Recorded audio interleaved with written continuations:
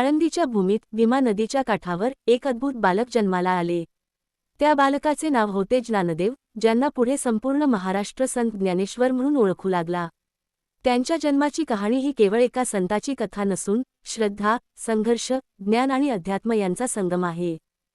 ज्ञानेश्वरांचे वडील विठ्ठलपंत हे मूळचे पैठणचे. ते अत्यंत विद्वान ब्राह्मण होते, परंतु त्यांना संसारापेक्षा अध्यात्माची अधिक ओढ होती. त्यांनी संन्यास घेतला, पण नंतर गुरूंच्या आज्ञेने परत गृहस्थाश्रमात आले.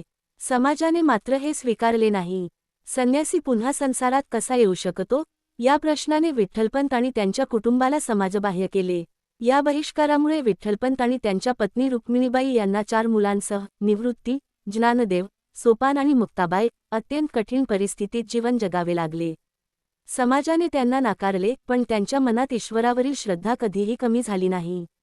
ज्ञानदेव लहानपणापासूनच अत्यंत बुद्धिमान आणि करुणामय होते. त्यांच्या डोळ्यांत एक विलक्षण तेज होते. निवृत्तीनाथांनी त्यांना नाथसंप्रदायाचे ज्ञान दिले. त्या ज्ञानाने ज्ञानदेवांच्या मनात अध्यात्माचा दिवा पेटला. एकदा 4ही भावंडे पैठणला गेली.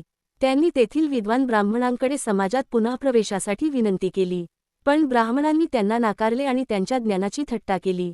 त्यावेळी ज्ञानदेवांनी एक चमत्कार घडवला. त्यांनी एका म्हशीला वेद म्हणायला लावले. हे पाहून सज्ञानदेवर वजन थक्क झाले. त्या क्षणी लोकांना त्यांच्या दिव्य ज्ञानाची जाणीव झाली. ज्ञानेश्वरांनी केवळ चमत्कार केले नाहीत, तर त्यांनी लोकांना खऱ्या अर्थाने ज्ञान दिले. त्यांनी संस्कृतमधील भगवद्गीता मराठीत समजावून सांगितली. ही ग्रंथरचना म्हणजे भावार्थ दीपिका किंवा ज्ञानेश्वरी. त्या काळी ज्ञान फक्त संस्कृतमध्येच मर्यादित होते. सामान्य लोकांना ते समजत नव्हते, पण ज्ञानेश्वरांनी ते सगळ्यांसाठी खुले केले.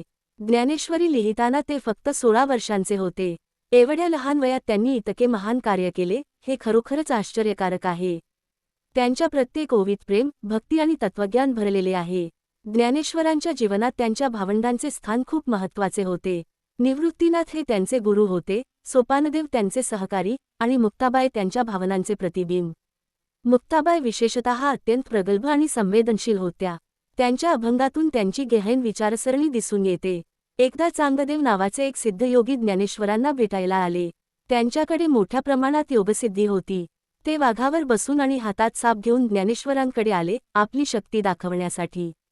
पण ज्ञानेश्वरांनी त्यांना नम्रतेने उत्तर दिले. त्यांनी भिंतीवर बसून ती भिंत चालवली आणि चांगदेवांना नम्रतेचा खरा अर्थ शिकवला. चांगदेवांनी त्यानंतर ज्ञानेश्वरांना गुरु मानले. ज्ञानेश्वरांचे जीवन हे केवळ अध्यात्माचे नव्हे, तर मानवतेचेही उदाहरण आहे. त्यांनी कधीही जात, धर्म किंवा वर्ग यांचा भेद मानला नाही. त्यांच्या मते सर्व जीवांमध्ये एकच परमात्मा आहे. त्यांच्या आयुष्याचा शेवटही तितकाच अद्भुत होता. वयाच्या अवघ्या 21व्या वर्षी त्यांनी संजीवन समाधी घेण्याचा निर्णय घेतला. आळंदी येथे त्यांनी समाधी घेतली. आजही ती जागा लाखो भक्तांसाठी श्रद्धेचे केंद्र आहे.